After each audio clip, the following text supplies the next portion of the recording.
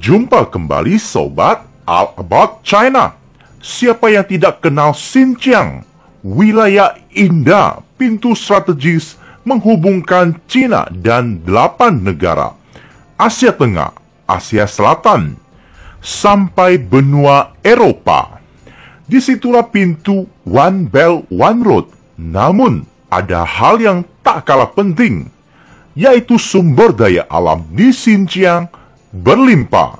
Mata dunia tertuju pada Xinjiang dimulai tahun 2017. Modus operandi CIA telah tercium dan dieliminasi.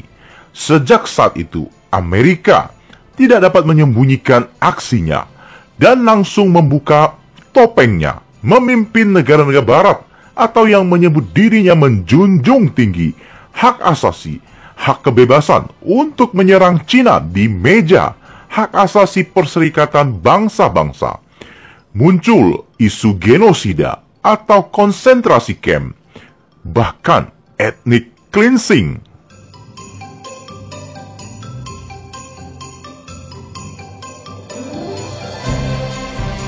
Sejak hari itu, persoalan Xinjiang terus meluas, mendapatkan simpati, mengundang kemarahan dunia.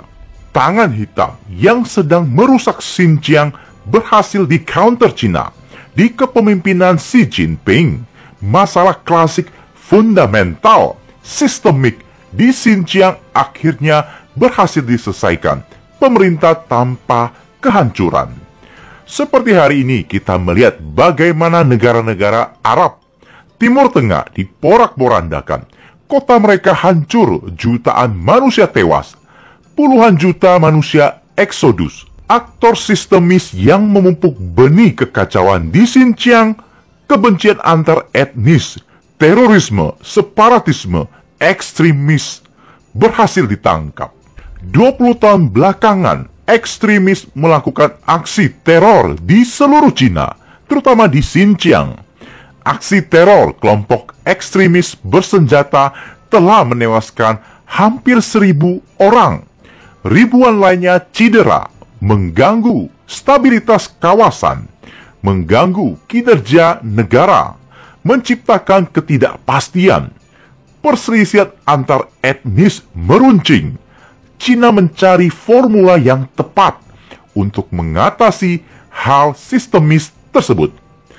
Berbekal kebijaksanaan peradaban 5.000 tahun, aksi Cina dalam memutuskan akar ekstremis, separatis, teroris justru mendapatkan pujian negara-negara Islam, negara-negara Timur Tengah, negara-negara Asia, negara-negara Amerika Latin, negara-negara Afrika, kecuali negara Barat.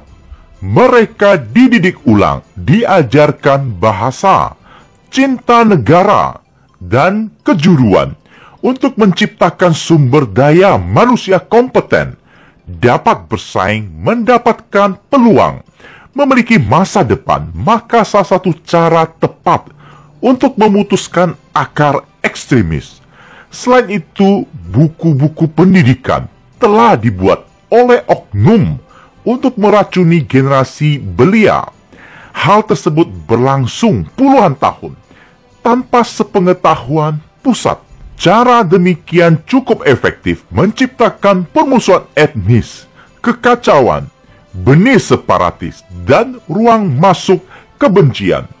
Aktor yang terlibat dijatuhi hukuman, bahkan sebagian hukuman mati. Sejak 2018 sampai hari ini, aksi teror dari kelompok separatis Xinjiang tidak pernah terjadi lagi.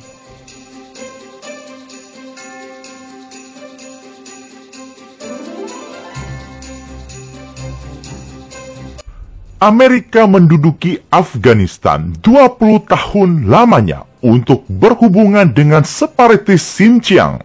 Separatis bahkan dilatih di Afghanistan dan pulang menciptakan teror.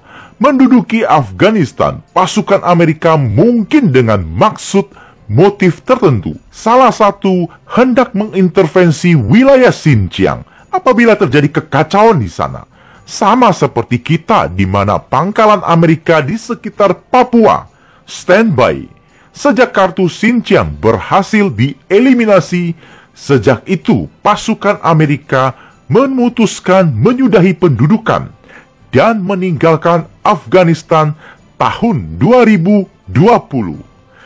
Kasus-kasus serupa mungkin sedang terjadi di mana-mana, termasuk di Indonesia. Perlu diwaspadai, tangan hitam memang dirancang untuk menjadi senjata di saat yang tepat. Duri masih di dalam daging. Xinjiang menuju masa depan yang sangat baik setelah Cina memasuki wilayah otonomi tersebut ke dalam rencana zona perdagangan bebas percontohan.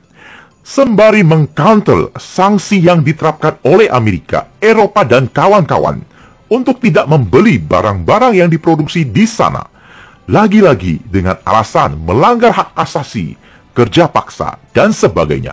Sebab salah satu kartu andalan CIA telah dieliminasi. Puncaknya adalah kartu pengekangan.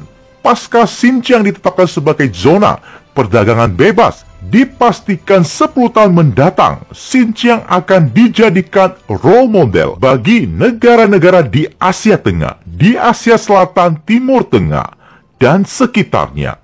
Xinjiang akan berfokus pada industri manufaktur yang inovatif dan padat karya. 3 percontohan di Xinjiang antara lain wilayah Kyrgyz, kemudian Kashgar, dan ibu kota Urumqi. Urumqi ditunjuk sebagai pusat perdagangan dan logistik internasional, sementara Kashgar akan fokus pada industri padat karya seperti pemrosesan produk pertanian, pembuat garmen, dan komponen elektronik. Berikutnya, Kyrgyz menjadi pelabuhan perdagangan lintas batas, kemajuan ekonomi digital, dan pusat produksi obat-obatan. Perekonomian Cina di timur akan didorong ke barat, yakni Xinjiang, dan melibatkan ekonomi digital. Xinjiang dinilai masih kurang berkembang. Perekonomian di sana memang tertinggal jauh dari perekonomian di wilayah-wilayah timur Cina. Salah satu celah yang dimanfaatkan tangan hitam untuk menciptakan kekacauan. Upaya pengekangan ekonomi yang dilakukan Amerika terhadap Xinjiang mendapatkan perlawanan. Pertumbuhan ekonomi Xinjiang terus meningkat di tengah sanksi, di tengah resesi global. Ekspor Xinjiang pada tahun 2023 telah melonjak mencapai rekor sebesar 47% dari tahun sebelumnya. Fokus pemerintah pusat mempercantik Xinjiang selain mewujudkan keadilan sosial, juga untuk memenangkan perang dingin, membuktikan bahwa propaganda barat adalah berbasis kebohongan, manipulasi, dan kepentingan. Alam selalu membuka tabir kebohongan, standar ganda, kepalsuan, manipulasi. Hari ini kita melihat bagaimana Amerika, Eropa mensikapi apa yang sedang terjadi di Xinjiang, di Ukraina, dan di Gaza. Dunia sedang melihat. Admin tidak perlu menceritakan lebih jauh, cukup masing-masing menilai. Cina membalikkan permainan dengan kesabaran, memainkan kartu-kartu dengan tepat, tidak gegabah. Demikian permainan kartu Taiwan akan sama. Pada akhirnya CIA terlihat gegabah ketika sedang bermain dengan The Master of Art of War. Jumpa di topik berikutnya. Terima kasih sobat. Salam All About China.